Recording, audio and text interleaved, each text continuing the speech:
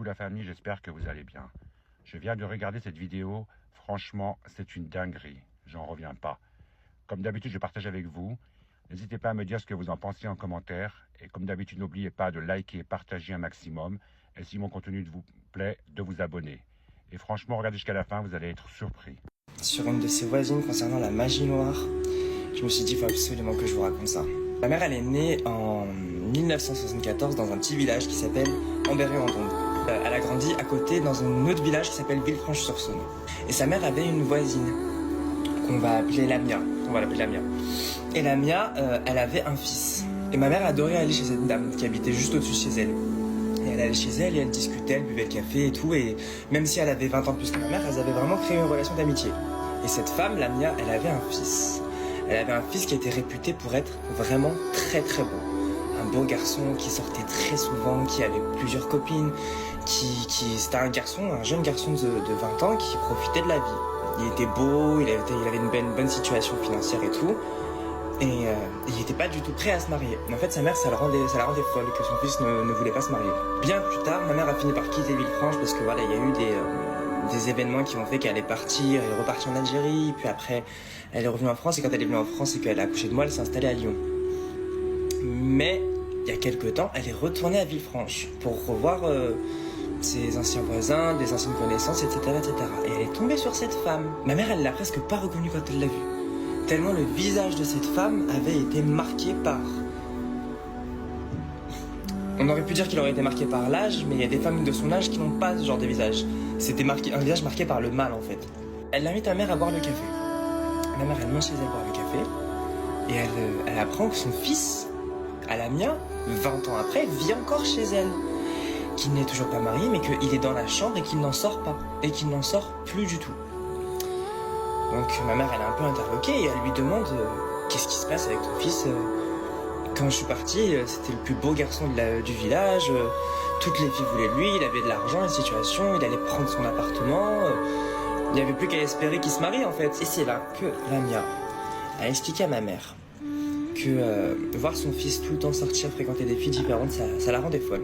Que quand la trentaine a commencé à rapprocher, elle a été voir une sorcière. Cette femme lui a dit: tiens, je te donne un clou. Je te donne ce clou qui est rouillé. Immacule-le du sang de ton fils et ramène-moi ce clou. Donc en gros, elle trouve un stratagème, fait en sorte qu'il saigne. Dès qu'il saigne, tu mets du sang tu mets son sang, tu le répands sur le clou et tu me ramènes le clou. Donc Lamia, ce qu'elle a fait, c'est que le lendemain, elle a éclaté des bouts de verre qu'elle a disposés par terre dans la cuisine. Son fils se réveille le matin, il va dans la cuisine pieds nus parce qu'il avait l'habitude de marcher pieds nus chez lui. Il marche sur les bouts de verre et il se coupe et il répand du sang partout dans la cuisine. Donc sa mère lui dit qu'elle va s'en occuper, qu'elle va tout nettoyer, etc., etc. Elle prend le clou et elle le trempe sur le sol là où il y a le sang de son fils.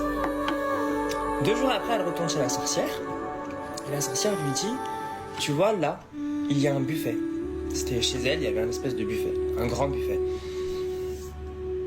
Dans ce buffet, tu vas prendre le clou. Tu vas prendre un marteau et tu vas taper dessus 3 fois. De manière à ce qu'il rentre entièrement. De la maison au travail, du travail à la maison. De la maison au travail, du travail à la maison. De la maison au travail, du travail à la maison. Elle a fait ça. De la maison au travail, du travail à la maison. De la maison au travail, du travail à la maison. De la maison au travail, du travail à la maison. 3 fois. Et en tapant dans le clou avec le marteau pour que le clou s'enfonce dans le buffet. Au début, il se passait rien de spécial. Son fils, il continuait de vivre sa petite vie pendant quelques mois. Et puis, au bout de 6 mois, 6-7 mois, son fils il est tombé amoureux d'une femme. Il a arrêté de sortir. Il a arrêté de sortir parce qu'il était amoureux de cette femme. Elle s'est dit, mais c'est génial, ça a marché, il va se marier, il a arrêté de sortir, etc., etc. Sauf que cette femme, dont il est tombé amoureux, elle a fini par le quitter. Elle a fini par le quitter pour aller se marier avec un autre homme. Parce que elle, c'était une femme vierge. Je vous rappelle que l'histoire s'est passée dans les années 90. Donc c'était une femme vierge de 26-27 ans qui voulait se marier avec un homme pur.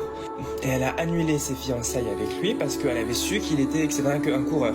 De là, il est tombé dans une dépression.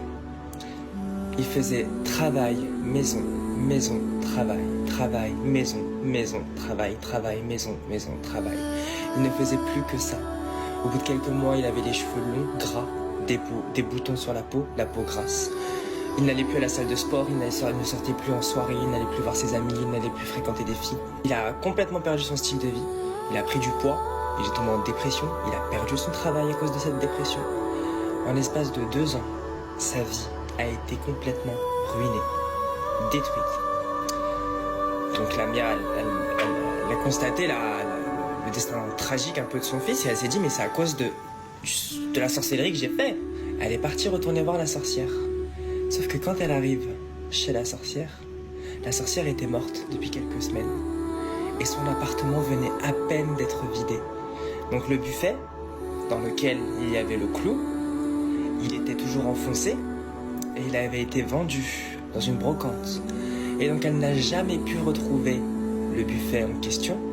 Elle n'a jamais pu retirer le clou. Elle n'a jamais pu briser le sort. Et son fils ne s'est jamais relevé de ça. Aujourd'hui, c'est une vieille femme de 70 ans qui s'occupe de son fils cinquantenaire, qui est complètement à la ramasse, qui n'a plus de situation, qui vit des aides, je pense, depuis toutes ces années.